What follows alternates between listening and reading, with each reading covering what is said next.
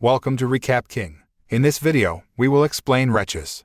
This movie tells the story of a student who is often bullied. He hopes that he will stop being bullied when he introduces his girlfriend to his bullies. But he did not think that it was the biggest mistake he ever made in his life. How's the story? Let's find out in Wretches. Wretches began when two students named Young-hoon and Young-ju entered their classroom. Both are delinquent students who are known to bully their classmates often commit violence. That morning, Young-ju takes 2 drinks bottles from his locker and gives one of them to Young-hoon. Feeling the taste very strange, Young-hoon then vomited the drink. But Young-ju has already gulped it down. Not long after, Young-hoon felt his throat burn after taking a small sip of the drink earlier.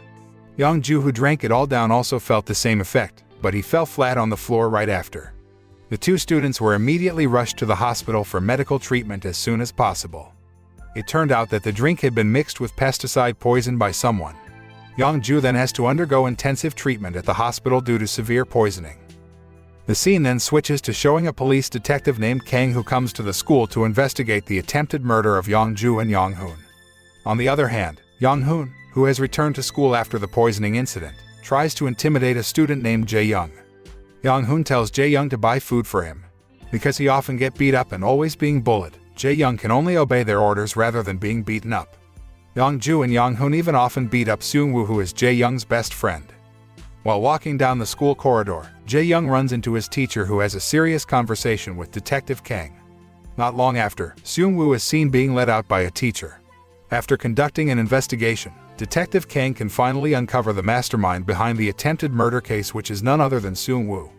Based on the facts found, Seung-woo is proven to have put a drink bottle that has been mixed with pesticides into Young-ju's locker when the school was deserted and no one was there. Seung-woo admits his actions and is immediately taken away by Detective Kang to the police station. Knowing his best friend is a suspect in an attempted murder case makes Jae-young very shocked. Arriving at class, Jae-young immediately handed over the food he bought in the cafeteria to Young-hoon, but he snapped at him and threw the food. Young-hoon again intimidates Jae-young, and since Young-ju, who is known as the number 1, is undergoing treatment at the hospital, he takes over his position and acts even more arbitrarily in bullying his friends. On the way home, Jae-young recalls a memory a while ago when he and Seung-woo were chatting casually at his house. At that time, Jae-young expresses his desire to poison Young-ju and Young-hoon so that the 2 thug students stop bullying him and Seung-woo. The idea just popped into his mind. However, Seung-woo seemed to take it too seriously. He actually realized the idea, and now Jae-young feels very sorry that his best friend had to languish in prison.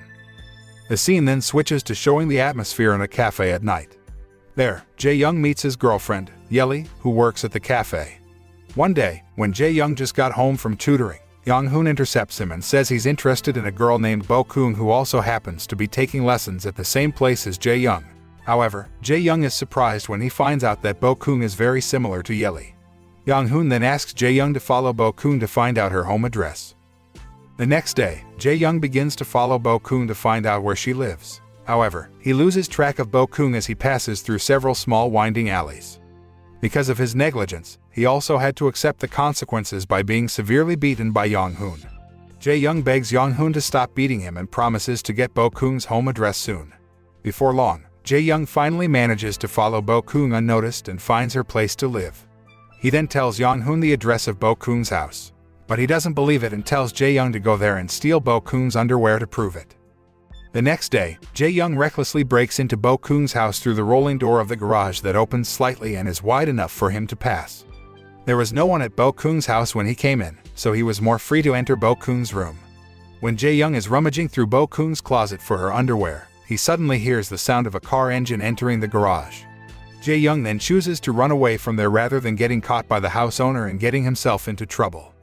Not wanting to be beaten by Young-hoon after failing to steal Bo-kung's underwear, he takes the initiative to introduce Yeli to Young-hoon because their faces are very similar. After seeing a photo of Yeli and Bo-kung juxtaposed and looking very similar, Young-hoon agrees to be introduced to Yeli.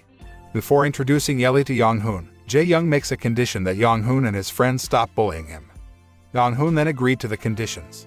Jae-young then arranges a plan to bring Yeli and Young-hoon together so that he can be freed soon and no longer be bullied by Young-hoon and his friends. Because Yeli lives alone, Jae-young, who is having a birthday, then begs Yeli to let him have a simple birthday party at her house and invite some friends. Without the slightest suspicion, Yeli immediately gives permission. Long story short, they finally celebrate Jae-young's birthday at Yeli's house. Not long after, Young-hoon came to Yeli's house with one of his friends named Sang-chul. Unbeknownst to Jae-young, Young-hoon and his friends have planned something for Yeli that Jae-young will regret forever.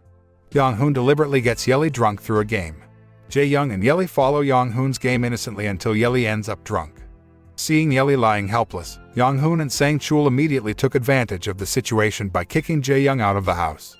While Young-hoon is stalking Yeli inside the house, Sang-chul then locks Jae-young outside, makes sure he doesn't run away and reports their actions to the police. Jae-young, who can't do anything to help his girlfriend, can only regret his decision to introduce Yeli to Young-hoon. A few days later, Jae-young, who feels very guilty for Yeli, quietly observes her from a distance. The joy and smile that always blooms has faded on Yeli's beautiful face and is now replaced with a blank look and a sad expression because of the trauma so deep after the tragic events she experienced. When their eyes meet, at once, Yeli goes into a severe shock that makes her cry hysterically incessantly. Jae-young feels unbearable pain in his heart when he sees the girl he loves have to go through all those bad things and is hurt so deeply because of his mistakes. Not long after, Detective Kang comes to Jae-young to ask about Yeli, reported missing by her parents. Jae-young, considered Yeli's closest person, can only say that he doesn't know anything about Yeli's whereabouts.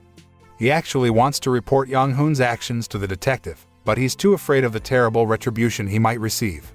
Therefore, he can only deny it and tell Detective Kang that he hasn't seen Yeli in the last few days. Detective Kang then gives him a business card to contact him if he gets more information about Yeli. After Yeli's tragic incident, Young-hoon apparently broke his promise and continued to intimidate Jae-young by showing Yeli a video recording of his rape. Young-hoon then instigates Jae-young by recounting the incident in more detail. Suddenly, Jae-young feels his heart shatter into pieces and feels even more guilty for Yeli. Thinking that Young-hoon's actions had gone too far, he finally decided to get up and take revenge. The next day, while all the students have gym class on the field, Jae-young sneaks into the classroom and grabs Young-hoon's cell phone. He then steals the rape videotape and shows the video to Young-ju, who has been discharged from the hospital.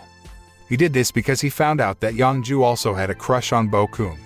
Jae-young says that the person in the video is Bo-kung and incites him by saying that Young-hoon did it on purpose and took advantage of the opportunity while he was still in the hospital. After that, Jae-young then sends the video to Detective Kang and tells the detective Young-hoon's identity as the perpetrator of Yeli's rape. He then calls Detective Kang to come meet him at the beach because Young-hoon will most likely be there too, so Detective Kang can immediately catch him and throw him in jail. After learning that the rape video has gone viral, Young-hoon immediately goes to Jae-young to make calculations because only he is very likely to spread the video to avenge his actions. However, before Young-hoon had time to make calculations on Jae-young, Young-ju came and immediately beat him because he thought he had betrayed him by raping the girl he liked. Young-hoon tries to explain the misunderstanding to Young-ju, but Young-ju ignores him and gangs up on him with his friends. Jae-young takes advantage of the situation to take revenge on them who have always bullied him. Without thinking, Jae-young then stabs Young-ju multiple times with the knife he prepared. However, Detective Kang's colleagues immediately stop the action, who arrive just in time to save Young-ju. Seeing the police coming, Young-hoon and Young-ju's friends immediately run away from there. Jae-young then chases after Young-hoon and manages to corner him. Young-hoon, who was badly injured after being ganged up by Young-ju and his friends, can only tumble down in resignation when Jae-young stabs him with a knife and tries to kill him. However, after seeing Young-hoon, who is weak and helpless, he can't even bear to take his life and decides to let him live and take responsibility for all his actions. Jae-young then leaves, and with staggering steps from the pain and frustration, he hallucinates seeing Yeli standing in front of him and smiles at him. He smiled back at the girl, but suddenly he collapsed after Young-ju's friends beat him, until finally Detective Kang came to save him and took him to the hospital. The film ends by showing Jae-young lying weak in the hospital due to his injuries. In a not yet fully conscious state, he remembers the good memories he had with Yeli when they became lovers. His mind is only filled with memories of Yeli, the girl he loved so much, who has now disappeared and has to suffer for the rest of her life because of the fatal wrong that he had done to her. Now, Jae-young feels that his life no longer has meaning and that deep regret has enveloped him forever.